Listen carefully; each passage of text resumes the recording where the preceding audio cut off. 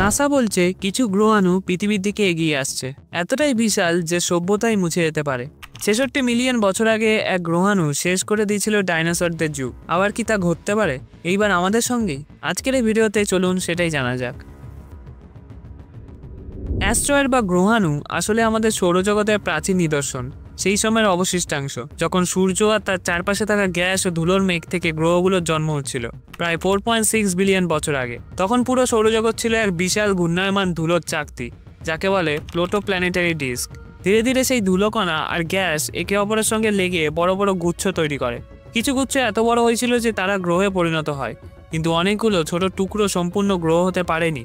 সেই ছোট ছোট অবশিষ্ট পাথর ও ধাতব টুকরোগুলোই আজ আমরা অ্যাস্ট্রয়েড নামে চিনি। অ্যাস্ট্রয়েড মূলত সূর্যের চারপাশে ঘুরতে থাকা প্রাচীন নির্মাণ সামগ্রী, গ্রহ তৈরির বাকি থাকা টুকরো। এরা সাধারণত পাথর ও ধাতু দিয়ে তৈরি, কখনো কখনো বরফও থাকে। কিছু অ্যাস্ট্রয়েড একেবারে শক্ত ও ভারী, যেগুলো হয়তো কোনো প্রাচীন গ্রহের কেন্দ্রীয় অংশ থেকে এসেছে। আবার কিছু আছে ঢিলা ধুলোর মতো, যেগুলো নিজেদের দুর্বল মাধ্যাকর্ষণে একত্রে আটকে আছে।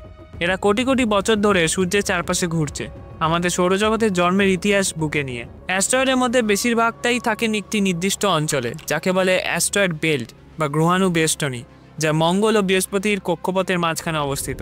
কারো আকার এক মুঠো ধুলোর সমান, আবার কেউ কেউ এত বড় যে ছোট গ্রহের মতো।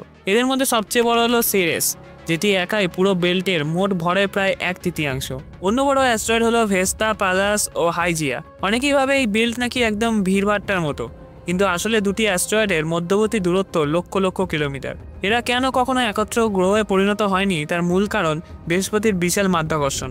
বৃহস্পতির টান এত শক্তিশালী যে এটি সেই অঞ্চলের পাথরগুলিকে একত্র হতে দেয় না, বরং অনেক সময় তাদের পথ বদলে ফেলে। ফলে কিছু অ্যাস্ট্রয়েড বেল্ট থেকে ছিটকে বেরিয়ে পড়ে এবং সেই ভাসমান ঘূর্ণিপাথর কখনো কখনো পৃথিবীর কাছাকাছি চলে আসে। এই কারণেই নিয়ার দ্য অবজেক্টস বা পৃথিবীর নিকটবর্তী বস্তু শব্দটি এসেছে। এগুলো হলো সেই সব অ্যাস্ট্রয়েড বা ধূমকেতু যাদের কক্ষপথ পৃথিবীর কক্ষপথের খুব কাছে চলে আসে, এমনকি কখনো অতিক্রম করে। অধিকাংশ এ নিয়েও নিরীহভাবে পাশ দিয়ে চলে যায়, কিন্তু কিছু খুব বিপজ্জনক হতে পারে। মাত্র কয়েকশো মিটার চওড়া একটি অ্যাস্ট্রয়েডও যদি পৃথিবীতে আঘাত করে, তাহলে পুরো একটি শহর বা অঞ্চল নিশ্চিহ্ন হয়ে যেতে পারে। ইতিহাসে 1908 সালে টুনস্কা ঘটনা তারই উদাহরণ।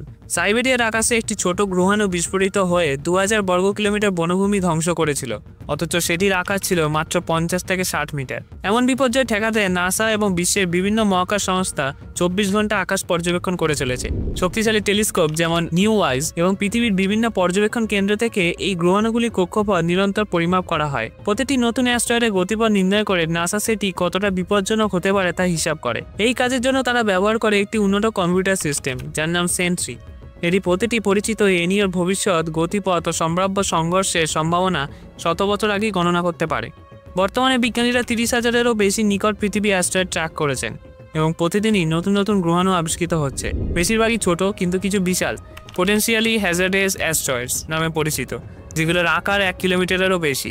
এমন একটি যদি পৃথিবীতে আঘাত করে, তাহলে ফলাফল হবে বৈশ্বিক বিপর্যয়, ঠিক যেমন 66 মিলিয়ন বছর আগে চিকসিলুক অ্যাস্ট্রয়েড ডাইনোসরদের ধ্বংস করেছিল। প্রায় 66 মিলিয়ন বছর আগে পৃথিবী তার ইতিহাসের সবচেয়ে ভয়াবহ এবং বিপর্যয়ের মুখোমুখি হয়েছিল।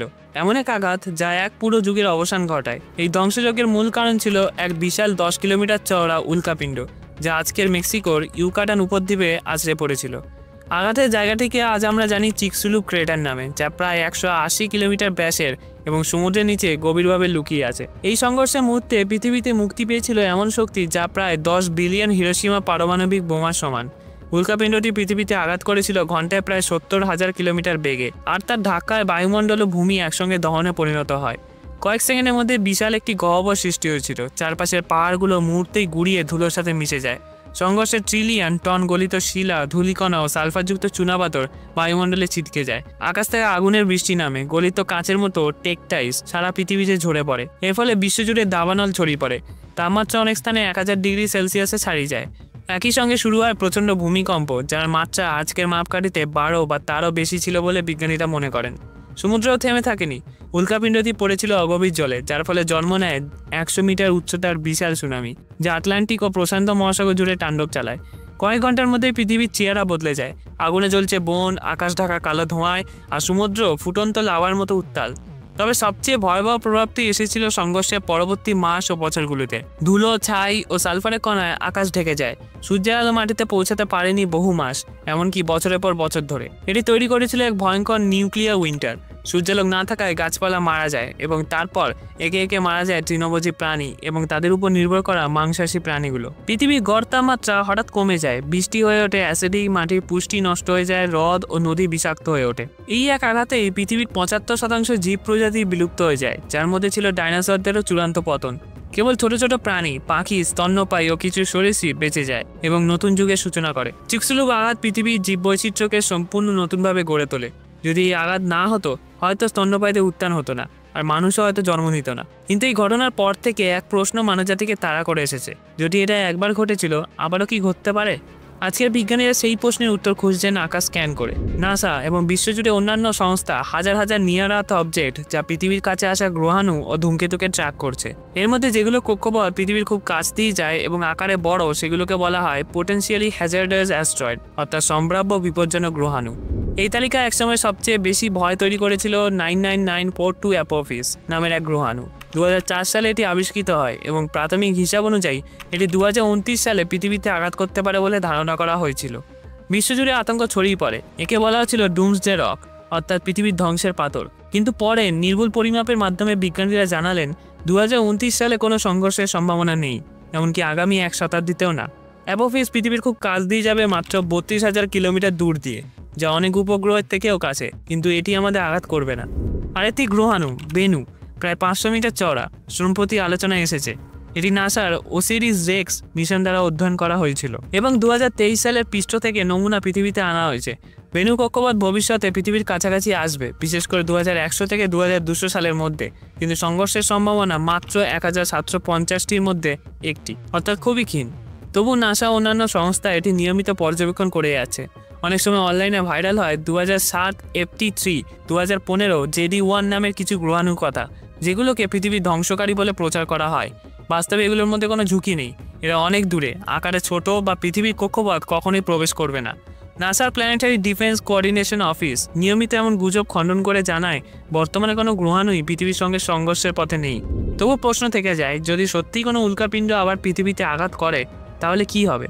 সবকিছু নির্ভর করবে তার আকারের উপর।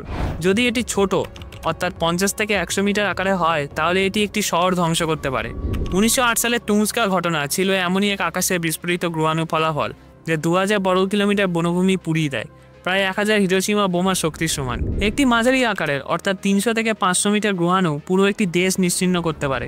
এতে সুনামি, দাবানল এবং সূর্যালোক বঞ্চিত এক ঠান্ডা আবহাওয়া তৈরি হবে, যার প্রভাবে ফসল নষ্ট হবে, খাদ্যচক্র ভেঙে পড়বে এবং বৈশ্বিক জলবায়ু বিশৃঙ্খল হয়ে যাবে। আর যদি এটি বড়, 1 কিলোমিটার বা তার বেশি হয়, তাহলে সেটি হবে এক বৈশ্বিক মহাপ্রলয়। আকাশ ধুলো ও ধোঁয়া সূর্যকে ঢেকে দেবে বছরের পর বছর।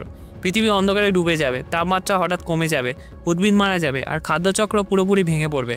এক কথায় পৃথিবী আবার সেই 66 মিলিয়ন বছর আগের দৃশ্যে ফিরে যাবে। 2022 সালে নাসা চালু করে এক অবিশ্বাস্য পরীক্ষামূলক অভিযান, ডার্ট মিশন বা ডবল অ্যাস্ট্রয়েড রিডিরেকশন টেস্ট। এর উদ্দেশ্য ছিল একটাই: আমরা কি সত্যিই কোনো গ্রহাণুর পথ বদলাতে পারি? টার্গেট ছিল একদম নিরাপদ, পৃথিবীর কাছাকাছি থাকা দ্বৈত গ্রহাণু ডিডোমসের এবং তার ছোট চাঁদ ডিমরফোস। ডার্ট ছিল একটি ছোট মানুষবিহীন মহাকাশযান, কোনো অস্ত্র নেই, কোনো বিস্ফোরক নেই, শুধু একটি মজবুত ধাতব ঘন, 2টি সৌর ডানা এবং একটি অটো নেভিগেশন সিস্টেম।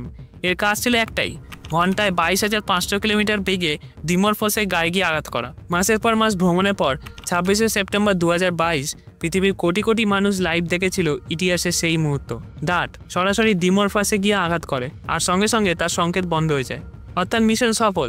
ডার্ট নিজেকে ধ্বংস করলো, কিন্তু বদলে দিল ইতিহাস। পরবর্তী সপ্তাহগুলোতে নাসা ও ইউরোপের অসংখ্য টেলিস্কোপ লক্ষ্য করলো এক বিস্ময়কর পরিবর্তন। ডিমরফোসের কক্ষপথ 25 মিনিট ছোট হয়ে গেছে, অর্থাৎ মানবজাতি প্রথমবারের মতো সত্যি সত্যি এক মহাজাগতিক বস্তু সরিয়ে দিয়েছে। তাহলে যদি হঠাৎ কালই নতুন কোনো গ্রহাণু দেখা দেয়, যদি সেটি সত্যি পৃথিবীর দিকে আসে, তার জন্য আছে নাসার সেন্ট্রি সিস্টেম আর সম্পূর্ণ স্বয়ংক্রিয় পর্যবেক্ষণ ব্যবস্থা, যা প্রতি কয়েক ঘন্টায় একবার আপডেট হয়। এটি সব পরিচিত গ্রহাণুর ভবিষ্যৎ পথ গণনা করে এবং আগাম 100 বছর পর্যন্ত আঘাতের সম্ভাবনার হিসাব করে, তাই আমরা সুরক্ষিত। এই ভিডিওটা যদি ভালো লাগে তাহলে এই ভিডিওটা দেখুন, আশা করি ভালো লাগবে। খুব তাড়াতাড়ি আসছি আরেকটা ভিডিওর সাথে। ধন্যবাদ।